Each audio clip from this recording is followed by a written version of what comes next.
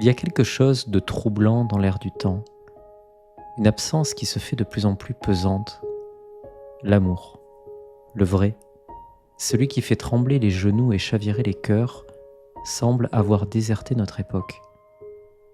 Non pas que nous ayons cessé de nous rencontrer, de nous fréquenter, de nous matcher, mais tomber amoureux, vraiment amoureux, cela semble être devenu aussi rare qu'une journée sans écran.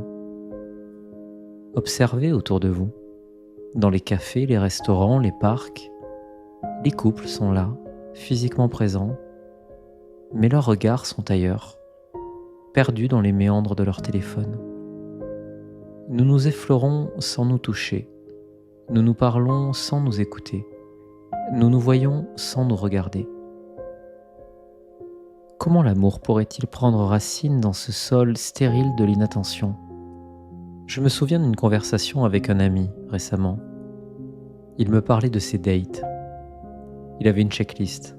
Travail stable, pas d'ex encombrant, goût compatible en matière de voyage et de restaurant. L'amour réduit à un algorithme de compatibilité. Quelle tristesse! Où est passée cette folie douce qui nous faisait autrefois perdre le sommeil pour un simple sourire ? Les applications de rencontres n'ont fait qu'amplifier ce phénomène. Nous sommes devenus des consommateurs d'amour, swipant à gauche ou à droite, comme si nous feuilletions un catalogue. Ça me gêne d'enfoncer une porte ouverte en disant ça, mais la quantité a remplacé la qualité. L'efficacité a supplanté l'authenticité. Nous cherchons l'amour comme nous cherchons un nouveau canapé, avec des critères précis et la possibilité de retourner le produit s'il ne nous convient pas. Mais là n'est pas la seule raison.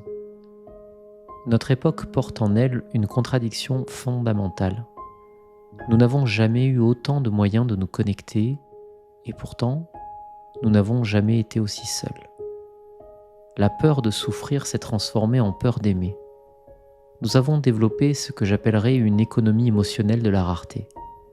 Nous gardons nos sentiments comme un avare garde son or, de peur de manquer, de peur de trop donner. Et les réseaux sociaux ont créé l'illusion d'une connexion permanente, mais ils ont aussi engendré une nouvelle forme de solitude. Nous partageons nos vies en surface, mais nous gardons nos profondeurs bien cachées. Comment tomber amoureux quand on ne montre qu'une version édulcorée, filtrée, parfaite de soi-même ? L'amour naît dans des failles, dans les imperfections, dans ces moments de vulnérabilité que nous nous efforçons justement de masquer. Pensez aux grandes histoires d'amour, celles qui ont marqué la littérature, le cinéma, l'histoire.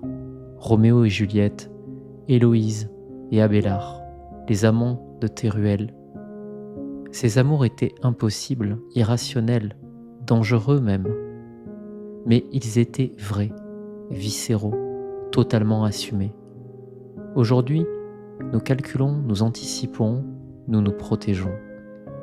Nous sommes devenus des gestionnaires de risques émotionnels. La vitesse de notre époque joue aussi contre nous. L'amour a besoin de temps, de silence, d'espace pour grandir. Or, nous vivons dans l'instantané, dans l'urgence permanente. Nous voulons des réponses immédiates, des émotions instantanées, des certitudes rapides. Mais là encore, l'amour ne se commande pas sur Amazon Prime avec livraison le lendemain. Il se construit lentement, patiemment, parfois douloureusement. Notre rapport au temps s'est transformé. Nous vivons dans ce que les sociologues appellent le présentisme, coincés entre un passé que nous rejetons et un futur qui nous angoisse. Nous nous accrochons à un présent perpétuel. Comment projeter un amour dans la durée quand nous sommes incapables de nous projeter nous-mêmes ? Et puis il y a cette obsession de la perfection. Les réseaux sociaux nous bombardent depuis des années d'images de couples parfaits, de relations idéalisées, de moments de bonheur savamment mis en scène. Nous comparons nos coulisses aux scènes principales des autres et forcément, nous nous trouvons insuffisants. L'amour réel, avec ses imperfections, ses doutes, ses moments de plat, nous semble alors fade en comparaison. La peur de l'engagement n'est pas nouvelle, mais elle a pris une dimension particulière à notre époque. Nous avons tellement d'options, tellement de possibilités, que chaque choix nous semble une restriction intolérable à notre liberté. Combien gardent toujours un œil sur des applications de rencontres, même en couple, juste pour voir? Cette illusion d'un choix infini nous empêche de nous investir pleinement dans une relation. Il y a aussi cette peur de la vulnérabilité, exacerbée par une époque qui valorise la performance et le contrôle. Tomber amoureux, c'est accepter de ne plus avoir le contrôle, de se montrer vulnérable, de risquer la blessure. Dans un monde qui nous demande d'être fort, efficace, autonome, cette vulnérabilité fait peur. Nous préférons les relations liquides, comme les appelle Zygmunt Bauman, des connexions faciles à nouer et à dénouer. La génération actuelle porte aussi le poids des échecs amoureux de ses parents.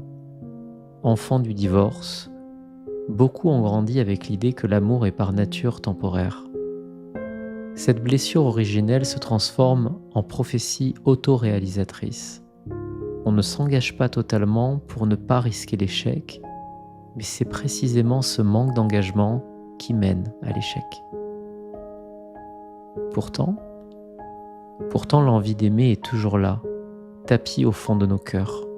Elle se manifeste dans notre fascination pour les histoires d'amour, dans notre consommation de romans et de films romantiques, dans nos soupirs devant les couples qui durent. Nous voulons y croire, mais nous ne savons plus comment nous y prendre. Que nous est-il arrivé?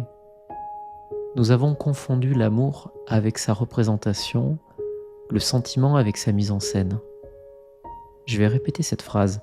Nous avons confondu l'amour avec sa représentation, le sentiment avec sa mise en scène. Nous avons oublié que l'amour n'est pas un état parfait à atteindre, mais un chemin à parcourir.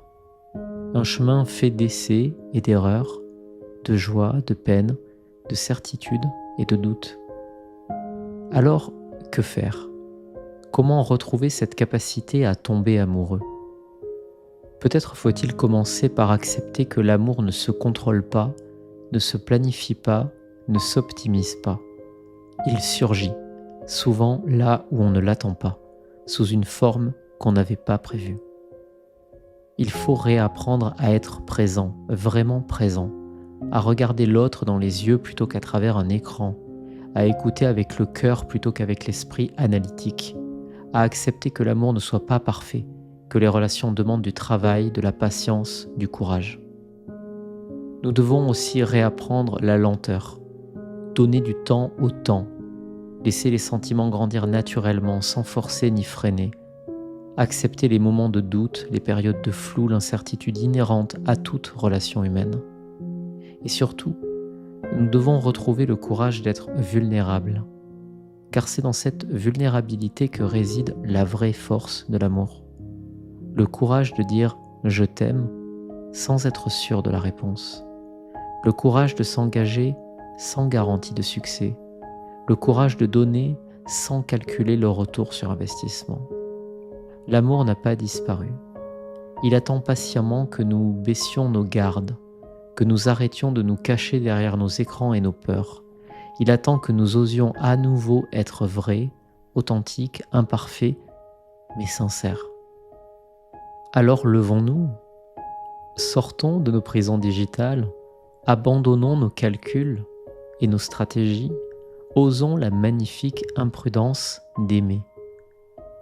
Car c'est dans cette audace que réside notre plus grande chance de bonheur, notre plus belle possibilité d'accomplissement. L'amour, je vous le dis, nous attend, patient et éternel, prêt à nous accueillir dès que nous aurons le courage de lui ouvrir nos bras, nos cœurs et surtout nos vies.